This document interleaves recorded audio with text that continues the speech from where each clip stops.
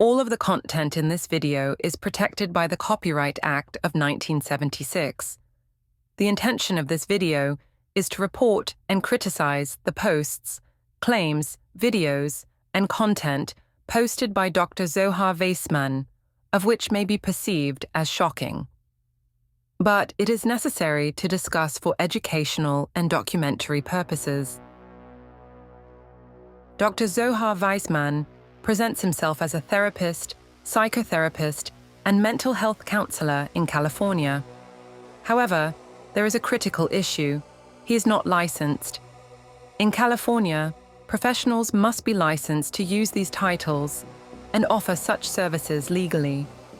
Despite this, Dr. Vaisman continues to operate under these titles, misleading clients about his qualifications.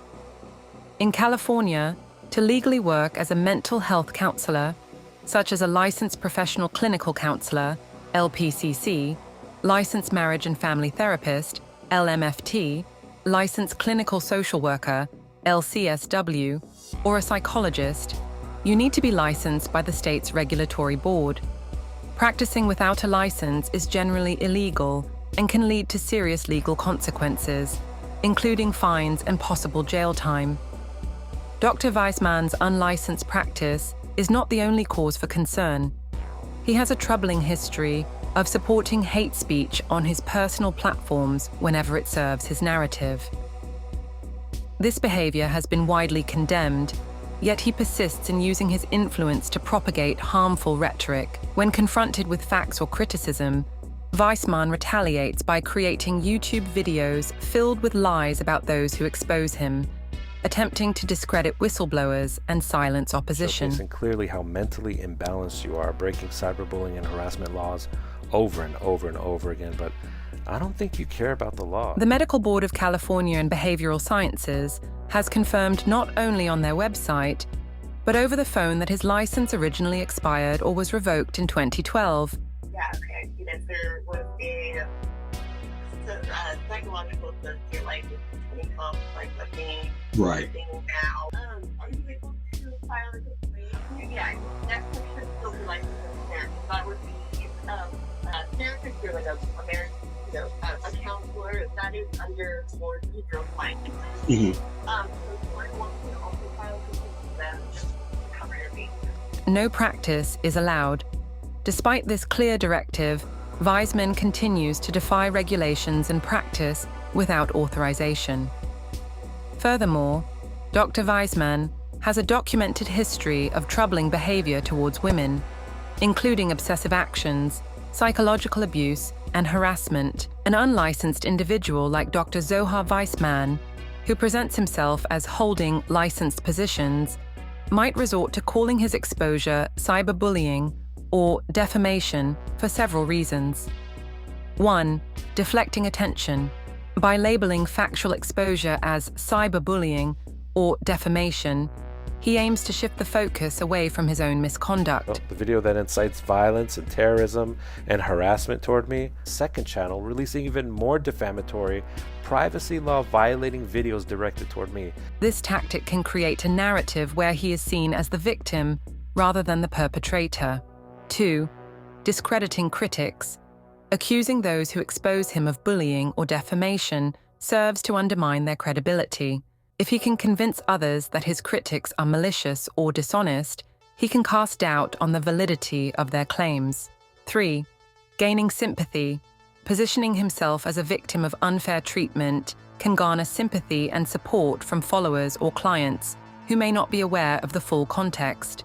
This emotional appeal can be effective in maintaining his client base and public image. 4. Legal shield. Claiming defamation or cyberbullying can sometimes be a preemptive legal strategy.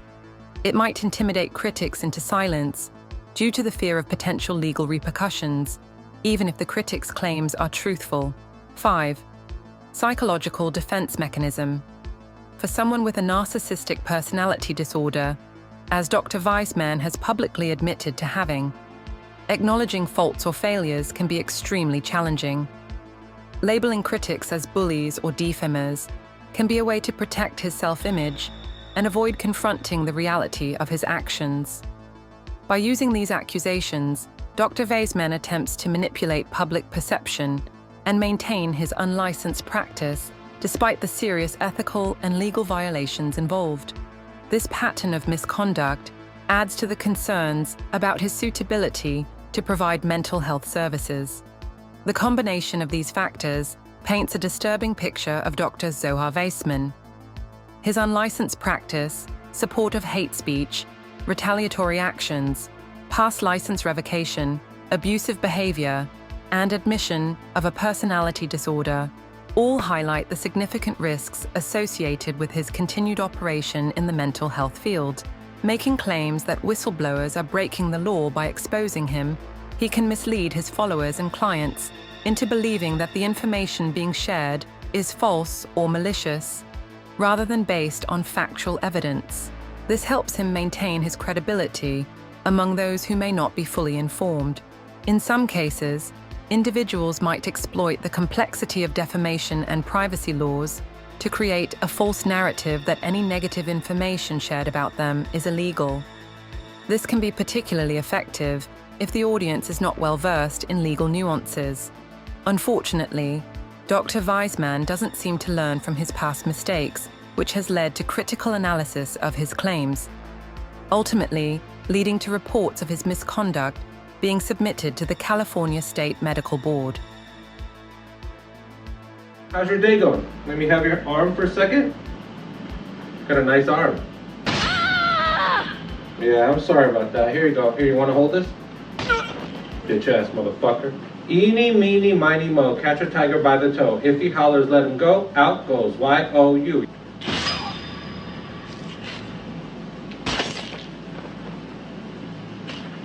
Can I take your sword out of your... Oh, god damn, I could take your own sword out. Does this work?